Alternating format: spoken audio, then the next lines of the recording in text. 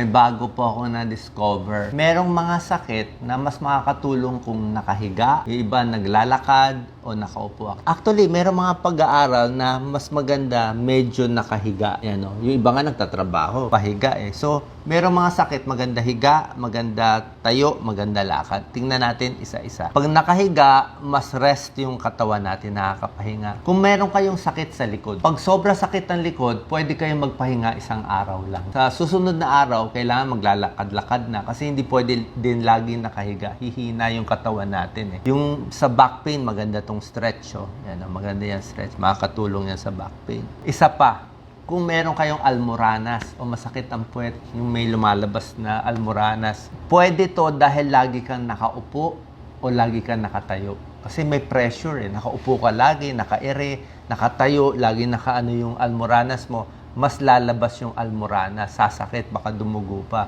Ang isang tip, pwede ka humiga sa tanghali ng mga kahit 30 minutes to 40 minutes. Eh, no? Pag humiga, medyo mawawala yung pressure, pwedeng kahit pa paano, baka bumalik-balik konti. Hindi na ganun kamaga yung sa almoranas. Almoranas, sakit sa puwet. Isa pa, may tulong din ang paghiga kahit sandali lang. Kung may break kayo sa tanghali, mga 40 minutes, kung may varicose veins. Varicose veins, manas yung paa, dahil lagi nakatayo, pwede rin ngalay, masakit ang tuhod, masakit ang talampakan, pwedeng higa muna. Kung varicose, pwede nga ganitong position eh. Kahit 2 minutes or 5 minutes nakaganito, mawawala yung varicose, makakapahinga siya konti. Ito, sa varicose veins, pag lagi nakatayo at nakaupo, yan, kita mo ang laki ng varicose. Ito yung normal valve, sarado to, normal valve. Sa varicose veins, yan, bukas siya. Kaya umaakyat eh. Yan, kaya po lumalaki. Lumalaki yung hindi makaakyat yung dugo o kaya dumadami dito. Lumalaki yung varicose vein. Compression stockings, ito ginagamit ko para maipit. Yan, ito sinusuot ko. Pag sa umaga lang ito sinusuot, may tulong yan. Makakabili sa mga drugstore, sa Bambang. Pwede rin ihihiga mo yung varicose veins. Kahit mga 30 minutes, 40 minutes, yan, makapahinga. Para at least mawala muna kahit panandalian. Huwag laging nakaupo. Pag sa back pain naman, merong higa na makakatulong sa back pain eh.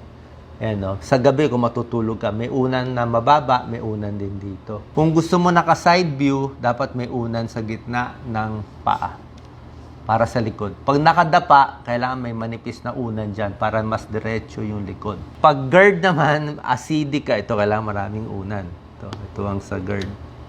Ito yung sa back pain. Ito pag natutulog lang yan. Meron din isang sakit na tumitigas yung muscle dito sa may puweta natin. Napakasakit. Oo, parang nagtatight eh. So, minsan may tulong din yung stretch na sinasabi ko, yung hihiga, magi-stretch. Alam nyo, ayaw natin yung matagal nakaupo. Marami ng pag-aaral pag nakaupo, lalo na pag 6 hours in a day, hindi po maganda. Maraming sakit, masisira ang organs, pati likod sasakit. Ito, laging nakaupo, 2 times more risk for diabetes, 90% higher increase sa heart disease, at 49% mas maaga namamatay yung laging nakaupo. Sasabihin mo, paano ngayon? Lagi kami nakaupo eh. Kaya nga tinuturo natin to, pwedeng after 30 minutes o pinakamatagal 1 hour, maglakad-lakad ka ng mga 5 to 10 minutes. Para yung dugo dito mag-circulate. Para yung naiipon na dugo dito, yung manas mo dito, padaluin mo muna yung dugo mo ng 5 to 10 minutes bago ka ulit umupo. Tsaka kahit nakaupo, pwede namang galaw-galaw eh. Galaw-galawin mo rin yung paa mo, pinapump mo rin para dumalo yung dugo at hindi manatiling steady lang. Pinakamaganda, may time nga 5 to 10 minutes every hour or pag sa hapon, mga 30 minutes to 1 hour, maglalakad-lakad tayo, brisk walking.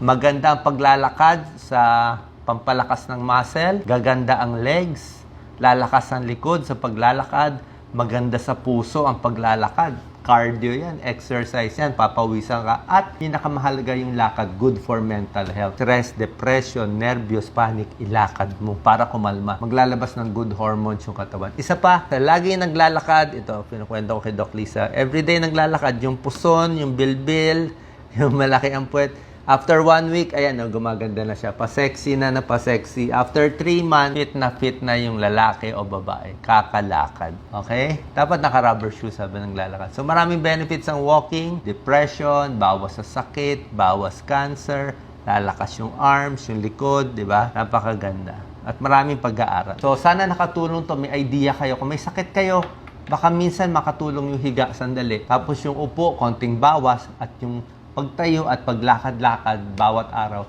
maganda po. Pampahaba ng buhay. Galaw-galaw para hindi pumanaw. God bless.